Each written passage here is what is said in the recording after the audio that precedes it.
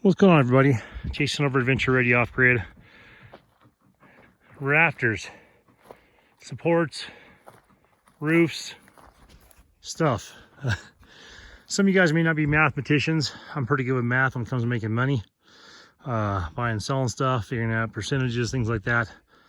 I don't do a lot of rafter math. There's some super in-depth tutorials online where some guys with some good math skills will tell you how to do all this to a T. This isn't that video, okay?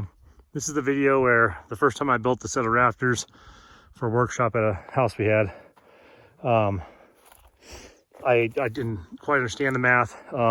Did a couple rafters preemptively with the math and I was a little off. Does that mean abandon the math? No. You can go follow the Pythagorean something, or you can follow Jason's guide to building your stuff on the ground. So anyway, I'm a visual person, so this is basic.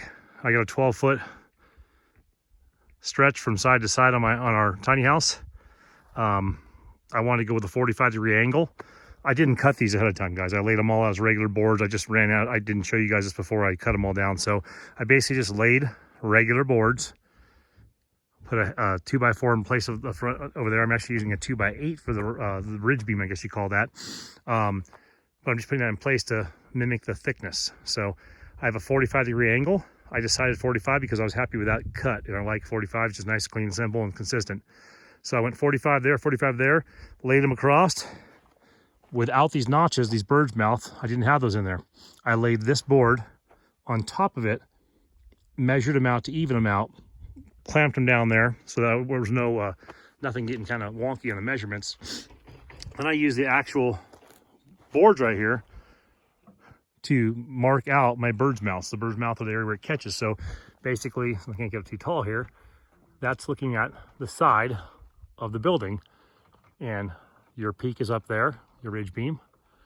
There's your little roof rafters, trusses we're going to call them, and then boom, there's a little stretch from side to side, my 12-footer. So I was able to just lay these on the ground, and you can do every angle you want. If those aren't cut ahead of time, you can take the regular, rectangled ends right there, or squared off ends, and overlap them and figure out your lines and draw them right with each other. They're their own template. So anyhow, this is not how contractors do it. This is not how most people on YouTube do it. They love these tutorials that are just super in-depth and are like E equals MC square and carry the one. And let's get back into that new math, that Common Core. Let's carry all of it over here now to Y.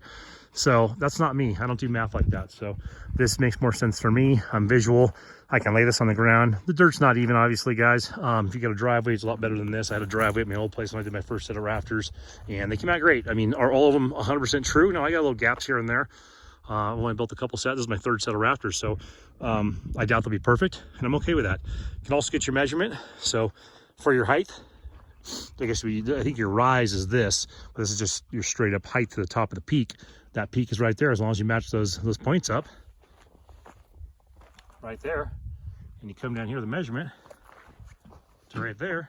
You can set up your what your height's going to be to put your ridge beam in place, and then start connecting the dots. So I'll walk over here and show you guys. Like I said, this is not the way the contractors do it. Anyone with a general contractor's license is probably cringing right now, going, "God, this Jason guy." Well, for one, too, don't take my word on everything. If you guys go to Home Depot and spend a couple $1,000s on wood and screw it all up because you listen to me, sorry, man, I'm already buying my own wood. I can't afford to replace yours. So take it in theory here. Like I said, just visually, that's the same thing as the side of your house, or your shed, or your tiny house, or your cabin. So super basic, and you can use the wood, laying it out on its own, clamping it in place, and you can get your cuts from that. You can get all your measurements from that. So you don't have to go out and break out the calculator. Like I said, maybe I'm dumb to this stuff. I'm really good with math when it comes to selling things and percentages and what I apply in my life.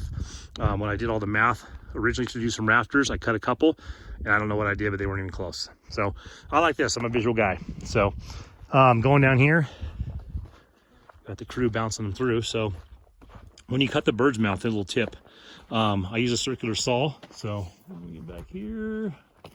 I use something like this. A lot of videos will show you this. So circular saw, you're not going to get a square edge on that. So when you're bringing these in, like Riley's doing right now, I cut these down to right about the edge of that. You can kind of see where the blade is not going to be squared off. So I get to right here and I cut out right at the corner, and you're still going to have a little bit of wood in there. So the boys are coming through with a handsaw and getting a nice square edge on that. Just a basic little $10 handsaw over there. We bought some clamps, so we're excited about this. So basic Stanley saw, and they're going to come through here and just cut that out nice and clean. I'll show you one inside what they look like. Riley's got his work boots on as usual. This dude does everything in flip-flops. It used to be Crocs, now it's flip-flops. It's pretty awesome. So, that's OSHA. Don't call them on me, guys. Ridge beam. So let me step back here. I'm getting ahead of myself. Right here, we're getting all the pieces of wood that are already cut and ready in place. That's our ridge beam. It's gonna be a tall one, 45-degree angle. Like I said, I was just gonna go with however it laid. So it's gonna be, surprise, surprise, is what you got. So I'm doing, it's I think 83 3/4 inches high. The way I set this ridge beam holder up, I just reinforced at the bottom. These are just 2x4s, so you gotta sacrifice a 2x4, which is never fun. And they cost $6 million a piece. That's, well, 7 1/4, basically. It's a 2x8x20. I cut down a 2x8x18 because the Home Depot here didn't have a lot of choices. So I'll set my ridge beam right in here. I may have to loosen this a little. It's only 2 screws, so if I have to loosen the screw right here when I'm up there, I can loosen that, slot it in. I've already got my ridge beam lined up to where it's measured to where this is 16, and I'll have a foot overhang on each side, okay? So that's my ridge beam holder. Up here is what it looks like when it's being held, or held up. I've got 2 toenails on that side, 2 toenails on that side, and I came around the other side of this rafter here. And bam, I put 2 screws in up there just to hold it in place. We got plywood up here so we can do some standing on there. It's gonna be a pain in the butt to get it up in there. It's tall, so I may have to put it in one side and get on the ladder. You know, you're already 10 feet in the air and then jump on the ladder 6 more feet. I work in the RV industry, so I'm constantly standing on RVs, giving quotes and things like that. 13 to 15 feet in the air, so I'm pretty cozy. I mean, we're always on the top rung of these things, and you're not supposed to stand on here from what they tell you, but if you're really careful, you can sometimes. Also, not a good thing to listen to me on. But yeah, so we're gonna go up there, throw the ridge beam, the other support up there. The kids are cutting the last of the bird's mouth, so let me show you this, sorry.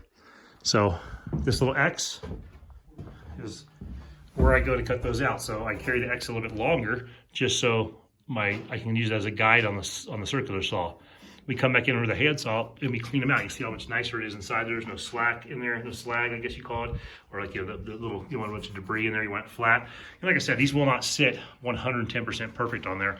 I pre-cut them all. If you really want to get all fancy, I guess you'd manipulate the angles each. They should all be the same size. So one thing also, our ridge beam is not the prettiest piece of wood. I mean, I picked the one of the least ugly of the 3 that were available, and that's just how it goes. You know, whatever's available, you got to grab. I can't come back out and, you know, tomorrow, and well, I guess I can come out tomorrow and be here tomorrow, but I need to grab some wood, so I need to get this thing moving. Anyhow, so we're throwing the ridge beam up next, and then we'll start laying these in. Once you lay in, 4 of these is all you need, and then you can pull the ridge beam, the support out. I'll probably do about 6 of them, then I'll come out and pull the ridge beam support out. So these will basically come out. That's why I use screws on these things, not nails. So you can just pull them right back out. So that'll be in place. That'll be 1, 2, 3, 4, 5, 6. You know, we'll go 2 in the middle, 2 in the front, 2 in the rear, and then we'll pull it out. So, and at that point in time, we'll see how wonky we are. So everything's pretty level down here. So we did a lot of extra work, or I did a lot of extra work getting this thing level. Over the course of time, it could sag. We've discussed that in other videos, but yeah, anyway, it's going to be a really tall roof, a good sized pitch. Like I said, we're building this as a tiny home right now, with loft space up there. Even with the rafters across, and like I said, I may be using the wrong terminology, guys. This is what I call these rafters, trusses, you know, what I mean, I don't know what the technical term is. I'm not a contractor, I'm not a house builder. And I'm not going to pay for a house builder either. I'm going to just figure it out. But anyway, so this will be a pretty good pitch on this thing. We're going to use this, and we'll have storage in here. I left a gap in the middle, so this has about almost a 3.5 foot gap, about 40 inches or so across here. So this will be ply first and foremost. This will be later on ply, but this will be an area where you can store, or we can sleep up there, no problem. And once I turn this into a workshop down the road, I'll store stuff up there, bulk items up there, and I'll, build this out with like a nice workbench for working on my stuff, or opposite of where I put, if I put a shower, things like that, I'll go the opposite side on this side. I'll go with like a L-shaped workbench back here, some nice lighting, an area for some toys in here to bring like a dirt bike in or things like that to work on, and also just house projects. So anyway, so yeah, I'm building this with the idea of being multifaceted and keeping it very simple for the tiny house concept. We do have a toy hauler that we're working on right now, the boys and I, our personal toy hauler we own. I bought that needs some work, and I'm way behind on that, as everything else I'm behind on. And we'll most likely use that as a potential place to stay while we're building the main house, but we'll have this as well. So when we transition up here in the toy hauler, most likely this will become a shop almost right away. So the toy hauler has all the amenities we need, and the shop will be more for working on projects. And it's nice because I can work till, you know, the wee hours in the morning and not piss all the neighbors off. Even though we're quite far away, you can hear the noise pretty good at nighttime if your dogs are barking or working on a power saw. So at least I'll have that's nice and insulated and closed off, and I can do projects in there. So anyway, big pitch on that roof, lots of measuring, lots of doing it yourself, lots of crossing our fingers. So far everything looks like it lines up just right on my little template I showed you guys, and I guess we'll find out in a minute just how good I did on all my measurements. And if I screwed them all up, well, that's another 500 bucks in wood. I gotta go back to Home Depot. So hopefully we're not going that route. Anyway, like I said, simple, easy, Rafters for dummies. I'm one of them.